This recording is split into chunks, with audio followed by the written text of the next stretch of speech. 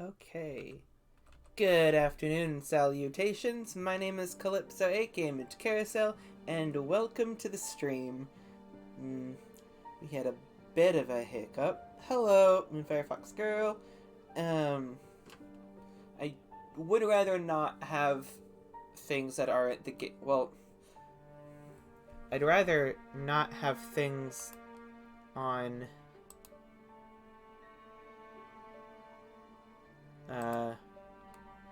that also play on the desktop audio. I guess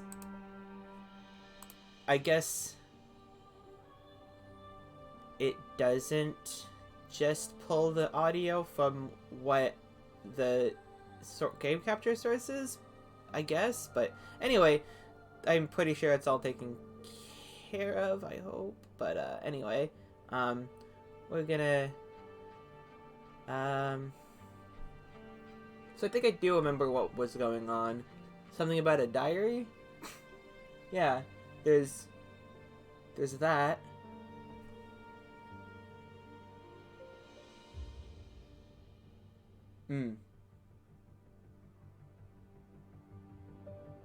Right, okay, cool.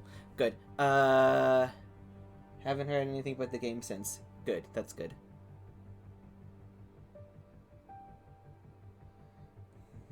Very exciting. Alan wanted to visit. Yeah, Lion Con. Okay. Ooh, also, I think Frederick and Miharu are gonna... Yeah. Federico, I mean. Whatever. Wait, Federico on Alan's card. I actually think that's the next scene. It's, because I think the next scene, it showed them Milky Crown, so... Yeah. Alright.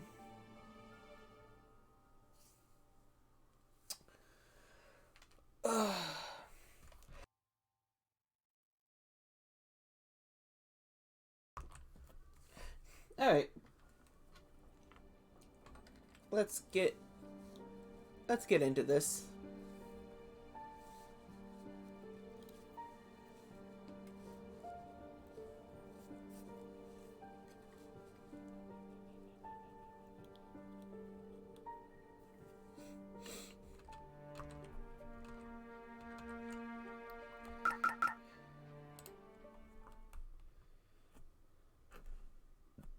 Yeah, okay.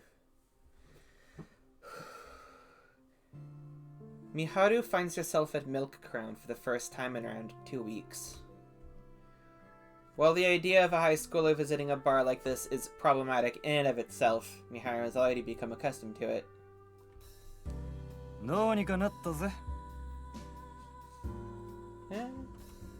Federico is already there by the time she arrives. He wasted no time in buying a drink, it seems. The bar's lighting reflects off the amber liquid in his glass. 店で一番高いウイスキーだ。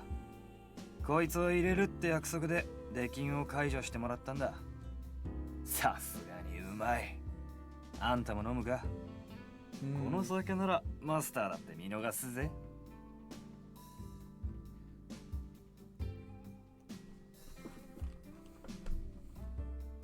はあ。だから僕はお酒を飲まないよ。君にとっては残念かもしれないけれど、またミルクをもらってもいいかい？ Her decision leaves him visibly disappointed, leading to him and the bar owner clinking their glasses together on their own. Miharu sighs in response, as the owner doesn't seem to care at all that Federico had been barred once before, and now that he's forking out a hefty sum for a drink. Yeah. さて、ここからは俺たちの時間だ。Don't say it like that, you piece of shit. 誤解を招くような言い方はやめてくれ。ジンマシンが出そうだよ。Federico's attitude while drinking is much more in line with her previous image of him. She feels an odd sense of relief over this. まあいい。アランの死因を教えるにあたって2つ問題があると言っていたな。まずそれを教えてくれ。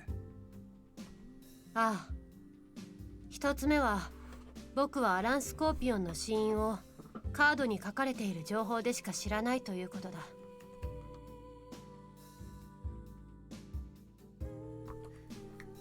She goes on to explain that she doesn't know the details behind how it happened. So now he has to figure it out himself because it's not gonna work.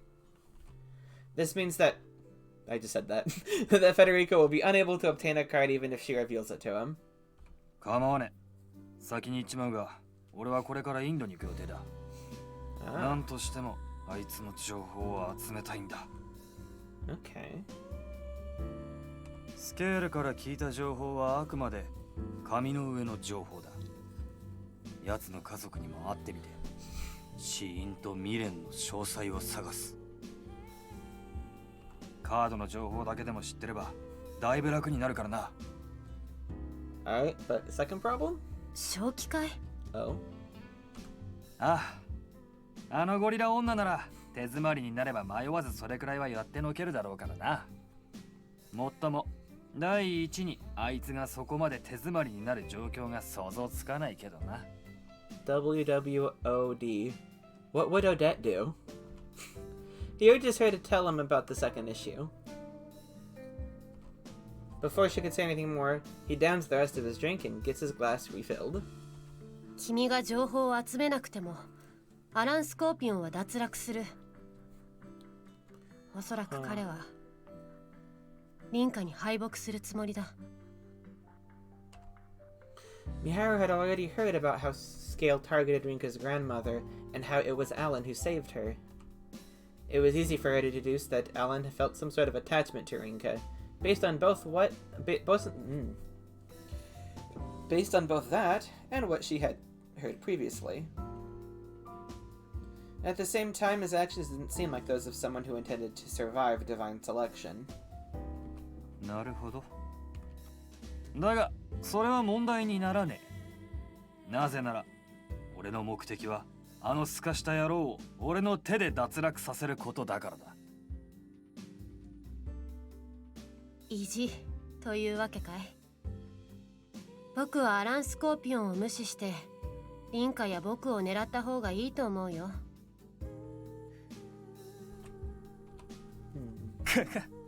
悪いな。あんたの体に興味はあるが、あんたらにもう興味はねえんだ。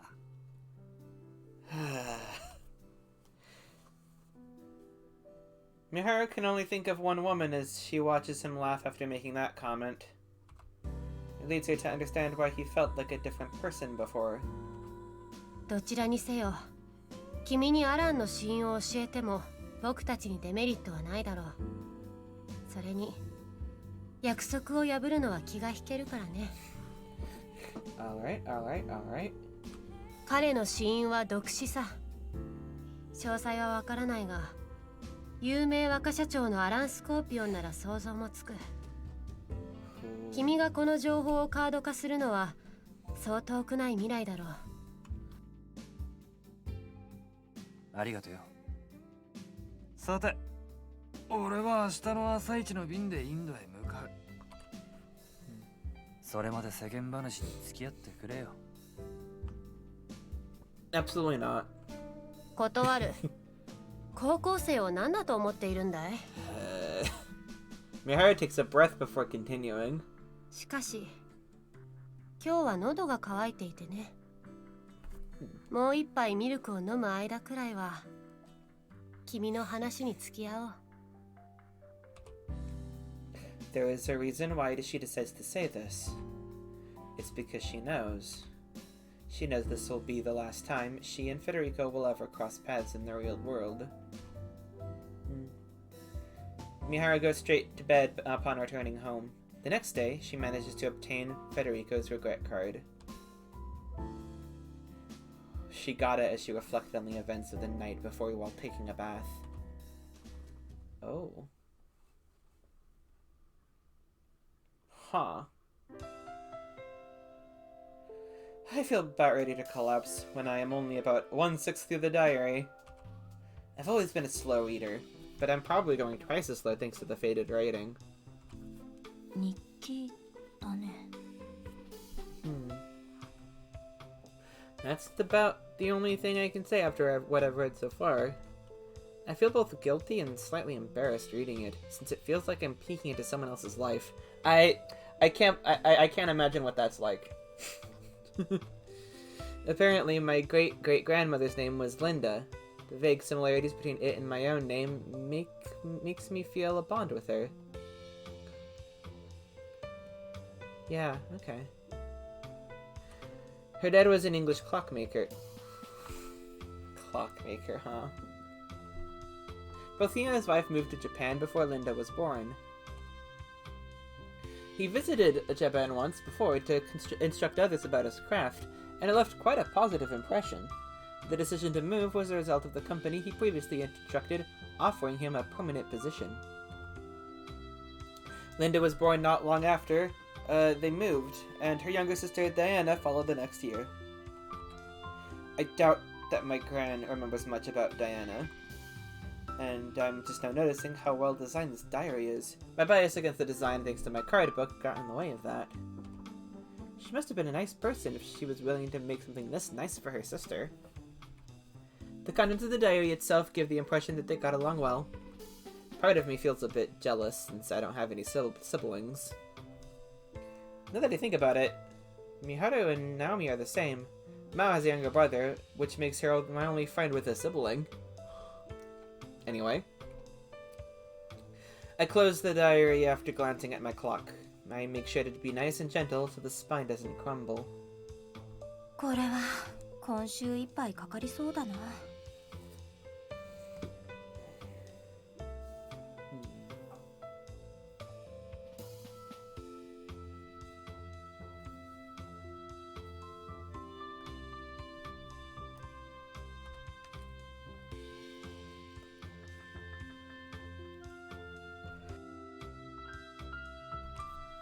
Having decided to pick up where I left off, I head to my room.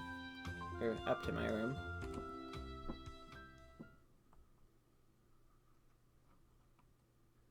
Oh, the train. Who's taking the train? Federico, okay. 柄にもなくすがすがしい気分だ。あれだけ飲んだくせに二日酔いもありゃしねえ。しかし、ミハルは本当に一杯で帰りやがったな。あいつを好きになる男が俺以外に現れたら、さぞかし苦労するんだろうな。Yeah, and the one after that, and the one after that, and the one after that, and the one after that. There's a thing. Federico chats aloud on a near-empty train. His destination? The airport. He finds himself thinking back on his life during the ride. Born in southern Italy, his life was an amalgamation of failures. As a child, he was often bullied. He was as thin back then as he was now, only shorter. It left him with no real means to defend himself. His attempts at retaliation resulted only in further beatdowns, both physical and verbal. He became a child who knew the taste of defeat well. At the same time, his parents had settled on a divorce after dealing with a lot of friction. Federico wanted to stay with his mother. There was no deep reasoning behind it.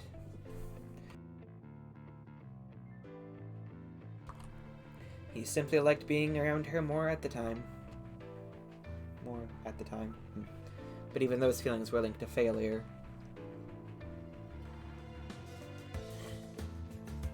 The divorce was due to an affair on the mother's side. Naturally, Federico had no involvement in it, but he considered his choice a failure regardless. His mother opted to move in with the man she was seeing and eventually married him. The wedding ring wasn't something she left to Federico. He snatched it when it tumbled out of the garbage. Oh shit, really? Okay, comment. Yeah, the moment Federico stops thinking of himself as the protagonist of the world, all his first-person POVs end. Took me, commenter, Moon Firefox Girl, until now to notice. Shit! I was wondering about that. Like, why aren't we getting... That's funny. So instead of it being like a dichotomy, some sort of like dialectic between Rinka as a protagonist and Federico as the anti-protagonist, not antagonist, but anti-protagonist, it's not actually that way. He was literally just butting in because he thinks he's the main character. Oh, okay, that's funny. Interesting. Yeah, okay.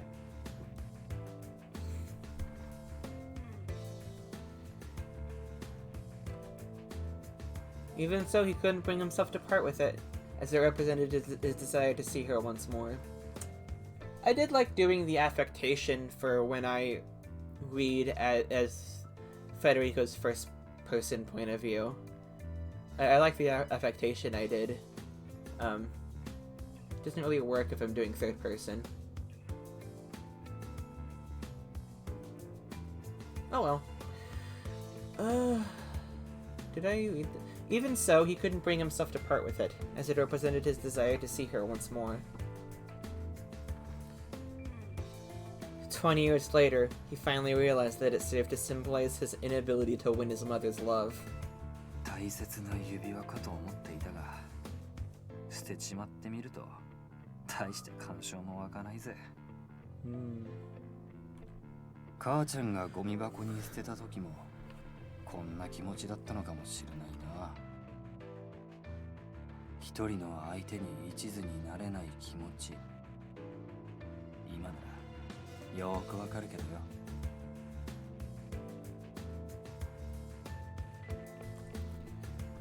The first time he started dating someone was just after entering high school. She was a frank girl, wanted to always drag him around at her whim. While things appeared steady between them, it was all for nothing when she had to move away. Putting aside what he thought of those events, his high school life was nothing but failure, even when he was no longer the target of bullying. He was surrounded by people far more skilled than him in the soccer club. No matter how hard he tried to surpass them, he never could manage it. Even when he put his all into studying, he was never once able to get the best grades in class. Compounding these with the failures of his childhood led Federico to become a child who would always hold himself back. Not that he was aware of it. Much like how he was never aware of the misfortune it continued to cause him later in life. His fear of failure led to his decision to not apply to any universities, a reality that he continually denied. Instead, he started up his own business.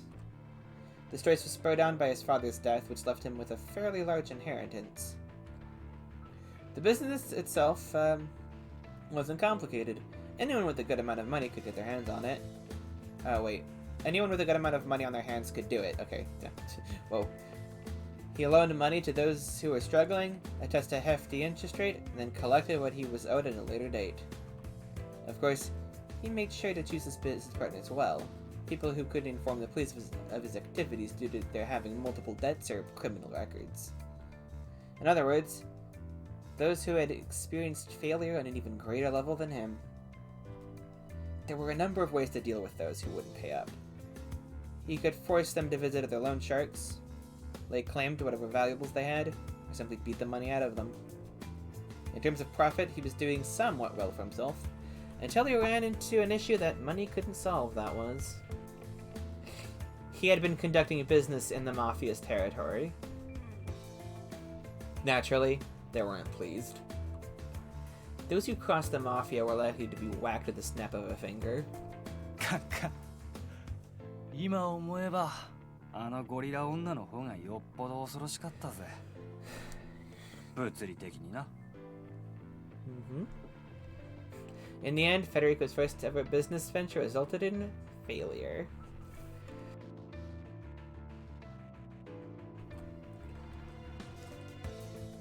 There was only one way for him to escape the situation. He presented the profits he made to one of the Mafia's higher-ups and became a member himself.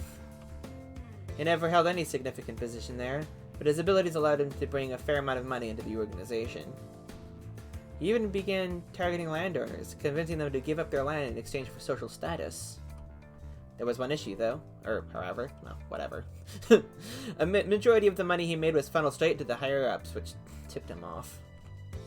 That led him to laundering the organization's money by transferring it to a bank in Switzerland. He set his eyes on a certain shipping company, too. One he had dealt with before.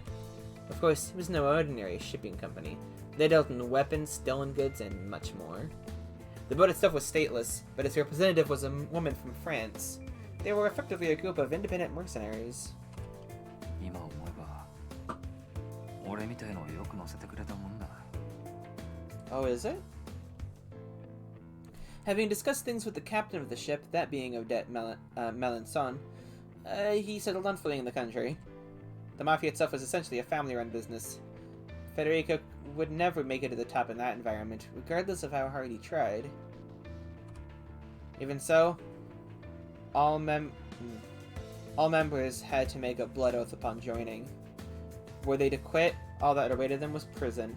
Of course, one could not simply quit the Mafia and expect to live. And thus, fearing failure once more, he chose to flee. Only for the ship to be targeted by pirates, leading to both his and Odette's death. 死んでからも負けてばっかじゃ。ざまあねえな。 By reflecting on his past, Federico is able to lull himself to sleep until he arrives at his next stop. His mind is only on one thing: to gather as much information about Alan as possible before returning to Japan on Sunday morning. He has yet to notice. Though his life may have been steeped in failure, he's never given in. He's always struggled against that which most people simply accepted. Federico Carminati is no loser in the game of life. Alright. Yeah, okay, sure. I make sure to open the store today after school. I've been feeling better now that my grand's room is all neat and tidy. Once closing time comes around, I go about my usual routine before bringing the diary downstairs to read it. As always, I make sure to handle it with the utmost of care. And then I delve even deeper into the daily lives of Linda and Diana. Alright.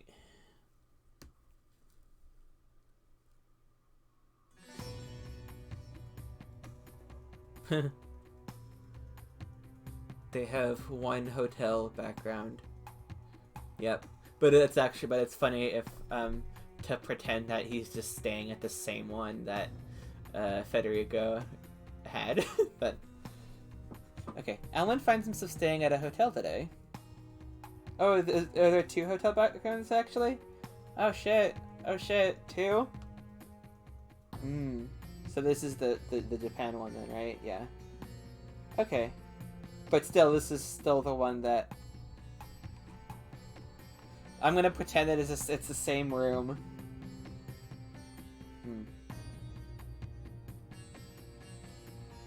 Okay. It isn't unusual for him to switch to one over the warehouse in Yokohama every now and then.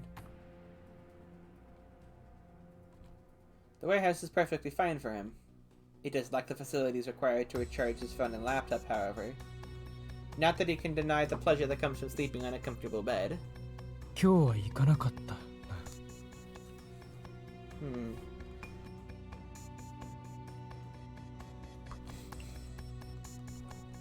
While he had made the decision to visit Rinka yesterday, the store she was running was closed. Today, on the other hand, he simply couldn't bring himself to go. If proof was needed for the butterfly effect of missing one's opportune moment, this would be it. It would have no influence on Alan under normal circumstances, yet he finds himself unable to operate as usual when it comes to Rinka. おそらく今度が最後の。Collapses onto his bed and casts his mind back to the first participant he eliminated. Oh shit. Wait. ようやく会えたわね。 May 3rd, Sunday. 3 days following the juncture of causality. Alan had been called out to by a lone woman. Chan-chan. Alan had received the explanation about divine selection from Perka by this point, but he chose not to go to not to go to Japan until after the first round. The woman standing before him was Chan. She was the one that caused him to forego his decision and instead come earlier. It wasn't unusual for people he didn't know to request appointments with him, considering his position. These requests were typically ignored, however he had no choice but to take notice when she brought up divine selection over the phone. While still somewhat suspicious, it was here he learned that a small number of people found themselves in the same situation as him. 来てくれて嬉しいわ、ミスター・アラン。 She stood a few meters away from him, her tone as confident as they came. Oh, this is really, really different from how she was during the election. So something's gonna happen. In Ellen's eyes, she seemed like nothing more than an average woman in her early 20s. Her apparel was simple, about what one would expect of someone on vacation. なぜ僕のことを知っている？いや、僕が選定の参加者であることを知っている。あなたの名前が有名なことくらい自分で分かっているんじゃないの？二つ目の質問には、そうね、答えてあげるわ。私の初期カードのうち1枚があんたの氏名。あんたみたいな変な名前、そう多くはいないものね。でもね、あんたのことは昔から知っていたのよ。ウィリアム・リュウという男を知っているかしら？知らないな。そうだと思ったわ。ウィリアム、ビルはあなたの会社とも取引がある広告会社の営業担当よ。あなたとも会ったことがあると言っていたけれど、どうやら社長様は取るに足らない下請け業者のことなんて覚えていないようね。Okay. The more the woman spoke, the less Alan cared to be bothered. He was never very good with these types. The ones who gradually drifted off topic the longer they spoke. Uh-oh. Were she a regular businesswoman, he would have been long gone. 私はそのビルの婚約者よ。要件を早く話してくれないか、ミセスちゃん。あれ？あれ？どうして私の名前をあんたが知ってるのよ。私、名前話してないよね。君はわざわざ僕の会社に電話をしてきただろ。偽名を使ったようだが、せめて非通知でかけてくるべきだったな。はい？ After he said that, Alan took out a single card. Chan was quite familiar with the card's design. 6 name Chan. She wasn't aware of the significance behind the numeral yet, but it was clear that her own name was written on it. 新しくカードが生まれる瞬間を僕はすでに目撃している。ちょっとそんなのずるくない？個人情報とかどうなってんのよ。Alan remained silent in the face of her panic. He was aware that nothing would come from interacting with her as if things were normal. でも名前でしょ？私なんてありふれた名前だし、どうせすぐにバレちゃうよ。そんなことより、ちゃん、貴様の死因は転落死だな。Yeah. The fuck? 嘘！ Jesus. どうしてあんたが知ってんのよ。It was simple, really. Cause of death, fell to their death. He was unable to determine who the card belonged to at the time, as he had yet to meet anyone else in the Court of Fate. However, he soon realized that each participant had an identifying numeral after he came to possess Chan's name card.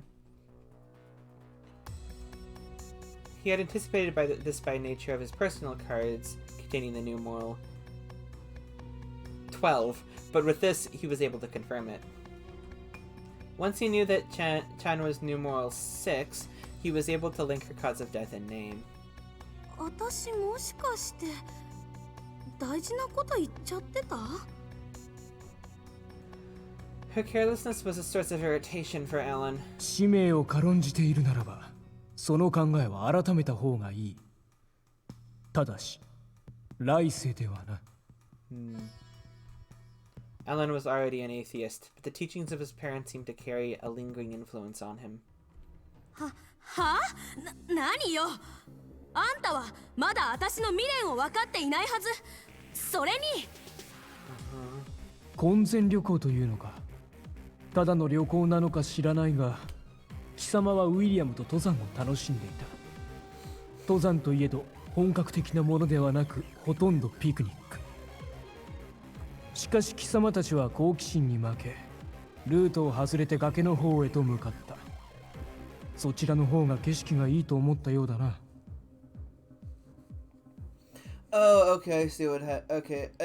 I got confused on the timeline of things, or not the timeline, but where things fit. So she called him over, like, to meet, right? And then in the intervening time between the phone call and this conversation, he did all this research. Got it.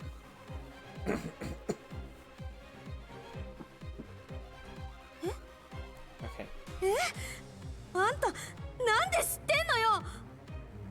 まさかストーカー？ That's pretty much the name of the game here. やだやだ。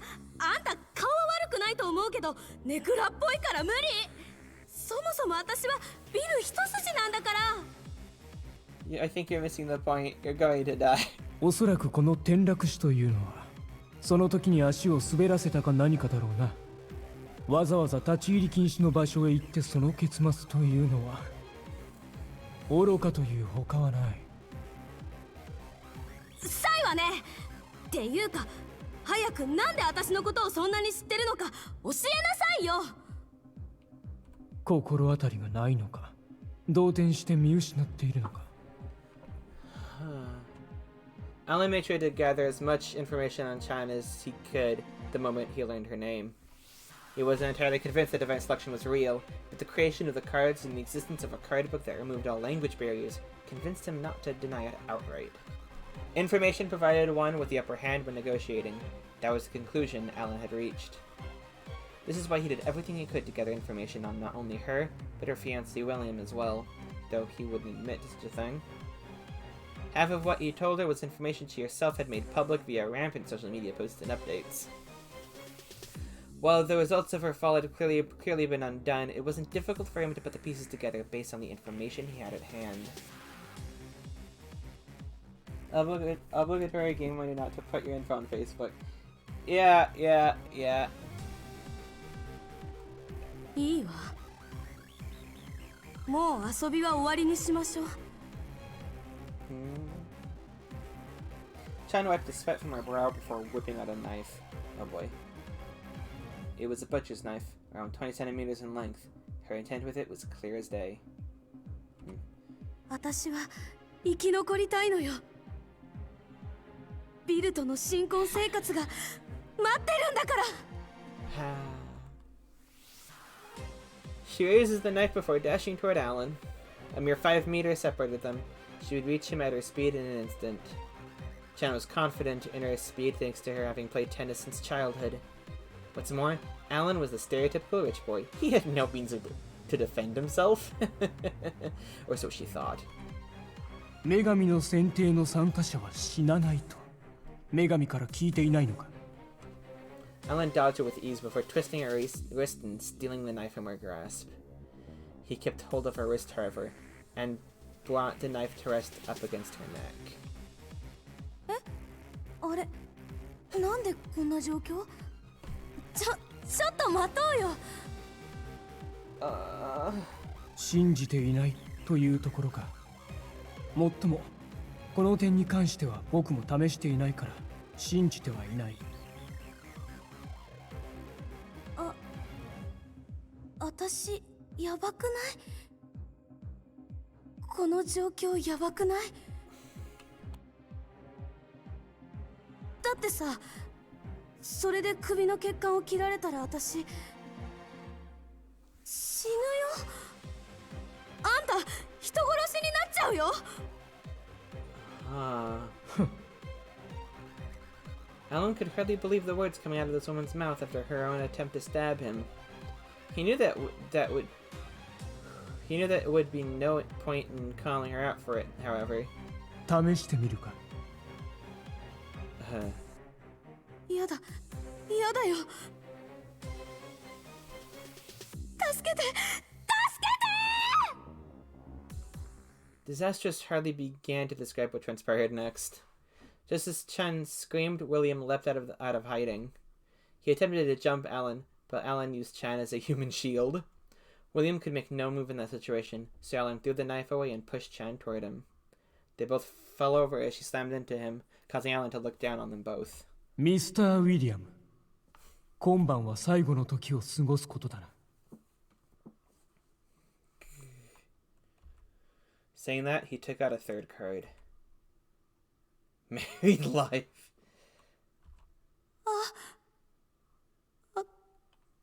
私のミル。12人の中で君が最も愚かな参加者であろうな。Alan had lost all interest in Chan by that point.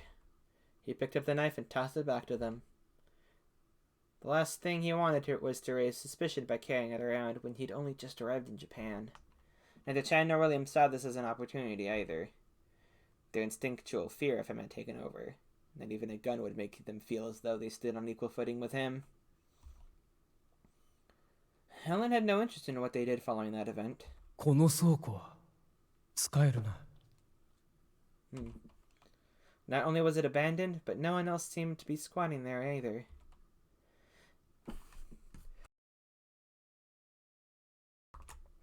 It's neither too close nor too far from the city. Should everything check out over the next few days, he would use it as his base of operations.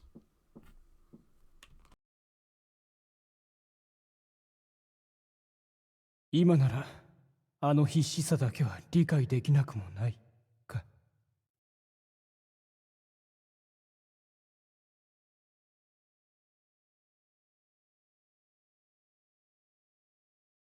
Actually, I need to read. 今ならあの必死。 Okay. Alan lets his thoughts slip out as he stares at the hotel room ceiling. Alright.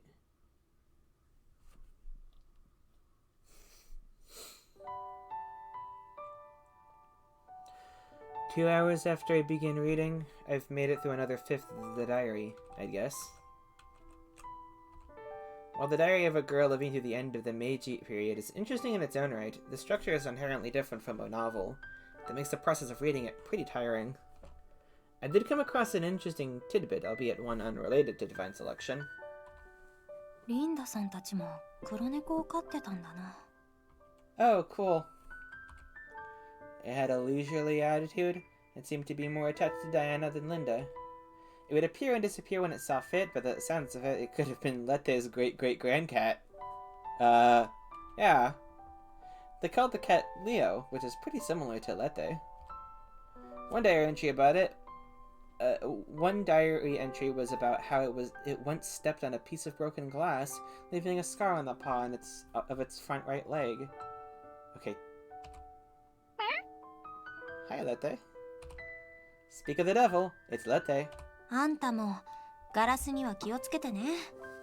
実は踏んじゃってたりしないよね。Maybe you should check his paw. I try to approach, but Lette runs off. Yep. Must have sensed something annoying was about to happen. I assume it's fine if it can still sprint like that. Following that, I close the diary and head back to my room.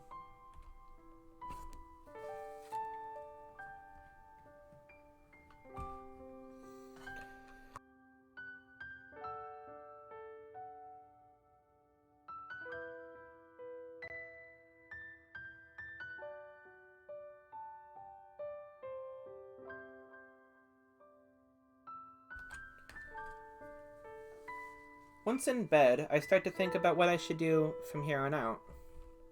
Let's put things into perspective. I have three main concerns at the moment.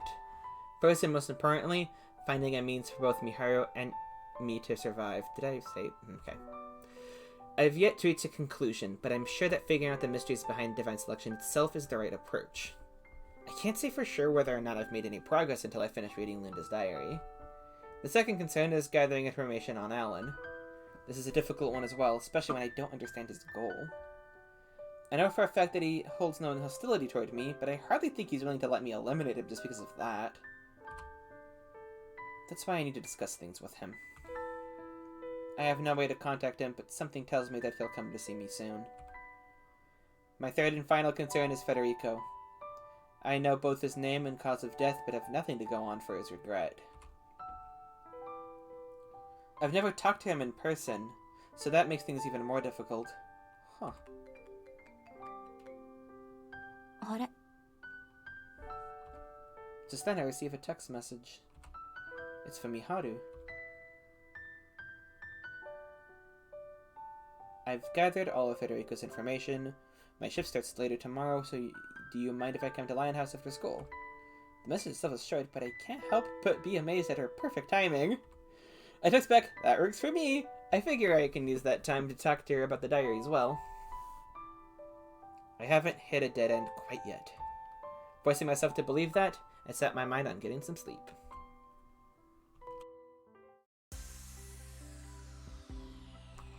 Yeah, it really does. It's like as it transitions. I went to mute and it did. Yeah, it did cut the transition, but I guess pretty sure I didn't miss anything.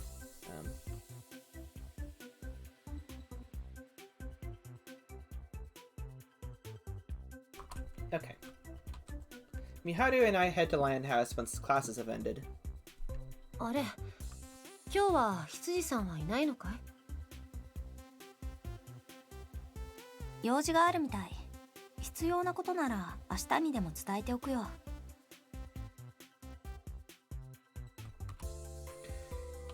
It's pretty rare for Miharu to ask about Naomi. Divine selection requires us to fight our own fate, but so maybe let's change her perspective on Naomi at some point. There wasn't much to what she said, but I could tell there was a slight difference in her attitude toward her. Anyway, it's just the two of us.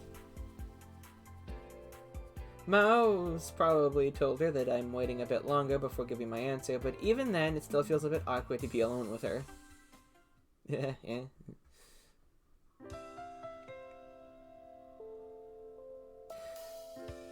30 minutes after we arrive at Lionhouse, Miharu leaves for work.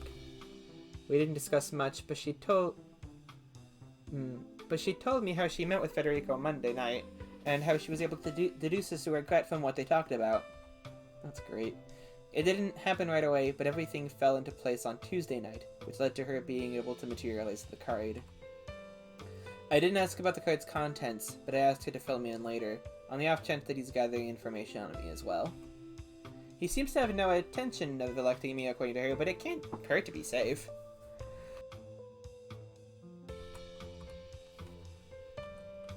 I made sure to show Miharu the diary too. Its existence took her by surprise just as much as it did for me. I told her that I'd pass any worthwhile information over to her once I'm done reading it.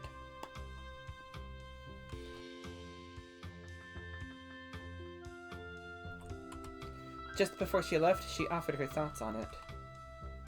その日記帳は僕にはどこか切り札のようなものに見える。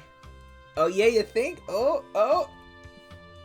There was no basis for her claim, but I happen to agree. After she left, I opened the store up for business. Yep, okay. So is Alan gonna stop by, have a chat? Oh, we're... school?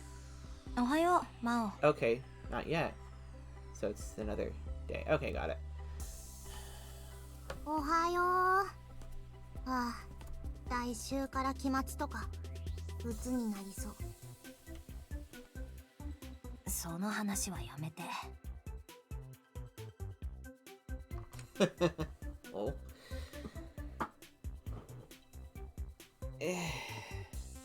I'm glad that is the most Mao has to worry about. Not, not to brag, but I haven't studied in the slightest ever since midterms. Midterms weren't much of an issue for me since they happened soon after Divine Selection began, but the same can't be said for finals. I actually considered using my card book to cheat my way through the English exam at least, but only told losers cheat. It's a fact that I don't have the time to study though. That's when I receive a text message. You're not technically allowed to mess with your phone on campus, but I'll break that rule today. It's from my gran. I heard finals are coming up. Forget about the store for now and focus on studying. Make sure to send me your results too. エスパー Lol, なになにおばあちゃんから怒られた？マオまでエスパーしないで。 A mere employee can't ignore their boss's orders. It's impossible to keep the store going without keeping in contact with her too. Running the store serves as a nice change of pace, so now I'm just depressed. Thursday, Friday, Saturday, Sunday. I'll keep reading the diary as usual, but I guess I can avoid failing if I use the time I normally would on the story for studying. In the worst case scenario, I'll ignore English and use my card, but no! Batterinka! Batterinka! Regular life sure can be difficult. Batterinka! Batterinka! Once school's ended for the day, I return home to study. I put up an announcement about how the store will be officially closed until the week after next. Seems like one of my teachers got in touch with my gran after realizing that I probably wasn't studying this time around. They're aware of my circumstances at home, so I can understand why they'd get in contact. No teacher can ignore a student's poor grades. I'll have to keep on top of studying once Divine Selection is over as well. Otherwise, I won't be allowed to keep running the store. ナオミ、そろそろ休憩しない？ダメです。まだ30分しかやってないじゃないですか。God damn it. Actually, that sounds like enough time to な me. んか今日のナオミ厳しい。 Oh no. すいません。でも先輩がそこまで勉強が苦手だったとは知らなくって。 She's just like me for real. Yes.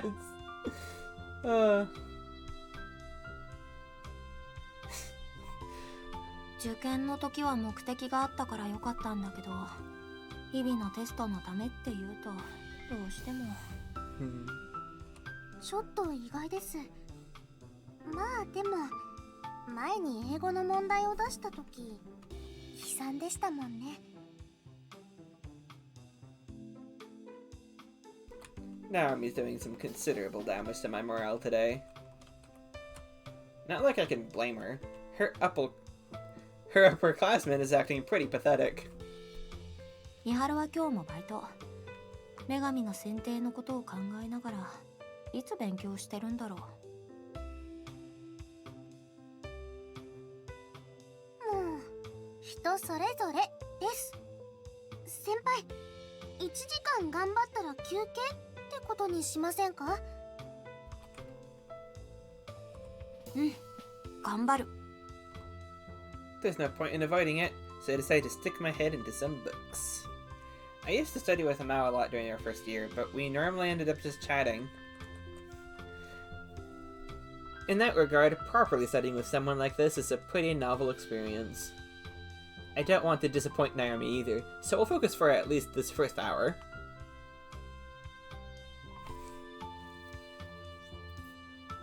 さすがです先輩。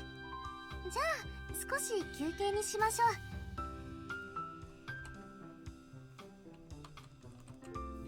う。An hour and a half later, Naomi finally offers me entrance to the oasis known as a break. It was supposed to happen at the 1 hour mark, but I couldn't bring myself to mention it when the time came. Knowing her, she probably didn't want to interrupt me because she thought I was focused. Equally admirable and depressing considering that wasn't the case at all. We spend the break talking and snacking. The topic switches to Divine Selection at some point. I tell her about how Miharu has gathered all of Federico's information, and about the diary I found. After mentioning it, I head upstairs to grab it. I place it down right beside my card book. It's almost like a before and after comparison. これなんだけど。100年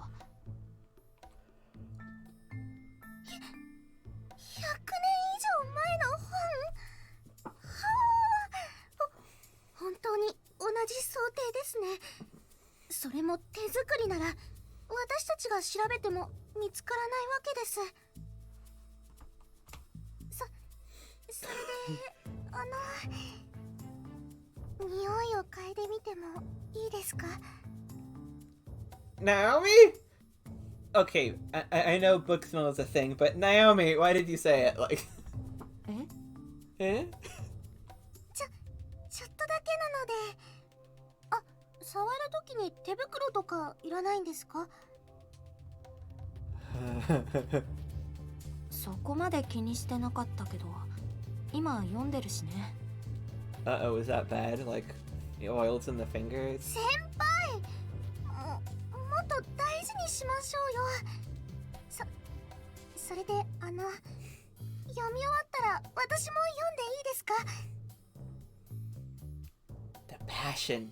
I love it. いいけど、私が読み終わったら内容話しちゃうよ。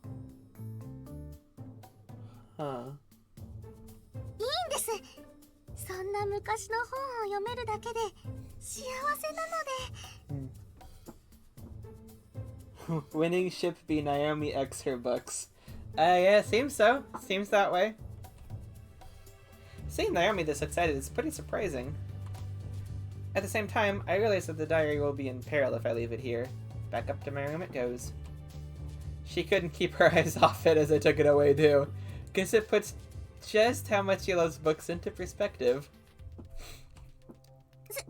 すみません。つい。 Captivated. あ、いつものナオミだ。よし、じゃあそろそろ勉強再開しよっか。That said, we settle on another hour of hitting the books.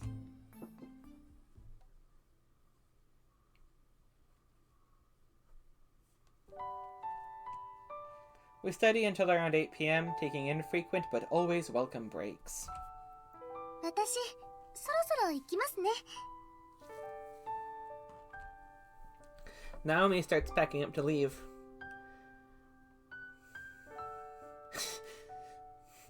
She can't stop herself from smiling after learning just how much Rinka dislikes studying. It has no effect on her impression of Rinka, but seeing this side of her has been a nice surprise. To Naomi, the day was endless fun. What's more, certain desires continued to blossom within her as the days have gone by. The desire for things to continue like this, for her memories of these days to remain intact. Naomi isn't a participant in divine selection.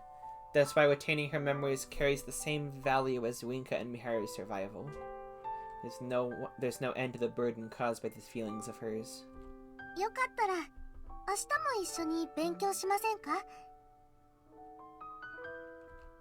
もちろん、明日は真央と美晴も来るかもね。Rinka gives her answer with a smile. I missed that. Okay. よかったら。 Put it together. もちろん。 Okay.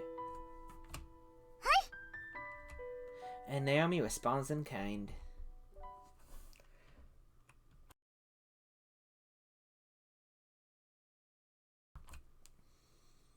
After exiting the lion house, Naomi spots a nearby man muttering to himself. Shock overcomes her the moment she sees his face. 何？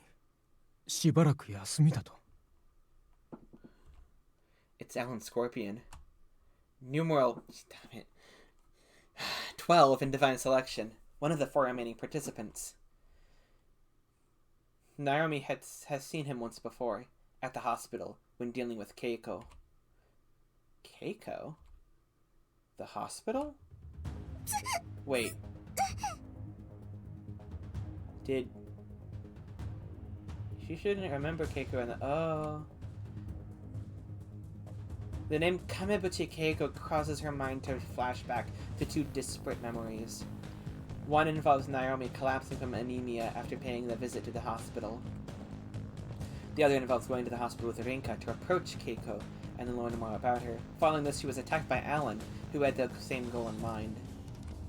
What's more, the things she's heard from Rinka are mixed into both memories. The confusion causes Naomi to collapse to her knees. She can... Oh, Jesus. She can feel her mind failing to parse which memory is real and which is fake. 君は Noticing something is amiss, Alan rushes over to her side. He seems to remember her clearly. 大丈夫か She cannot comprehend why he's showing his concern for her. It might have made sense if he considered her Rinka's underclassmen, but the genuine tone of worry in his voice is confounding. The Alan she is gradually beginning to remember was never this kind. This realization causes her to suffer even more. 中にまだ先輩が Oh my god, the fuck is happening? I forgot I was going to... Shit, I forgot I was going to stop, at the end of last scene and it ended. Whoops. Because I'm not feeling too... Okay. She somehow fights the pain to speak. Strangely enough, she doesn't feel that she should keep him away from Lionhouse at all costs. Okay, we're stopping there.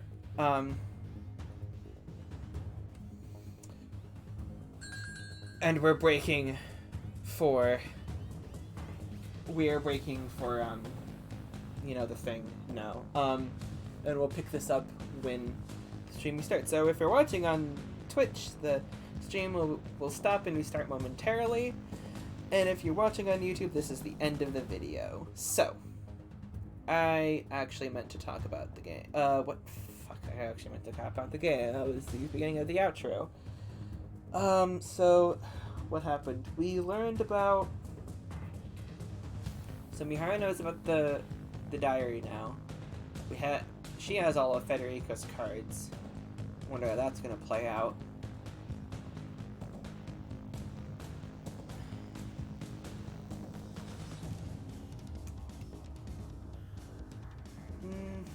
Don't know if Federico's gonna get Alan's whatever. I think it was regret that he needed. I'm very concerned with what's going on with Naomi right now.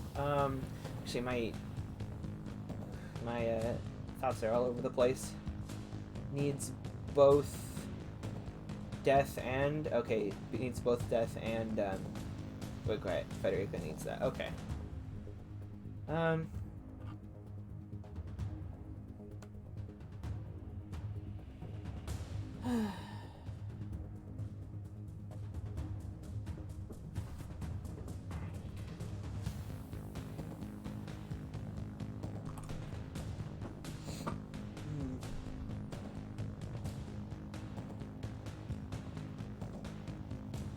Well, in any case, I don't think I have much to say.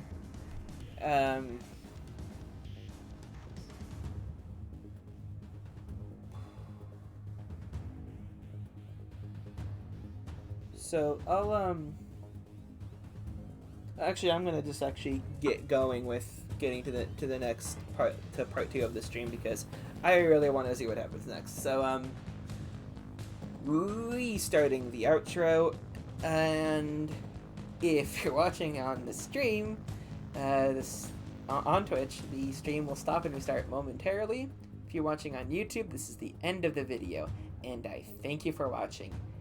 Hope you enjoyed, and if you did, consider following me on Twitch, liking the video if you're on YouTube, and also just going to YouTube even if you're on Twitch right now. Go to the YouTube and, you know, hit like if you so deign to choose.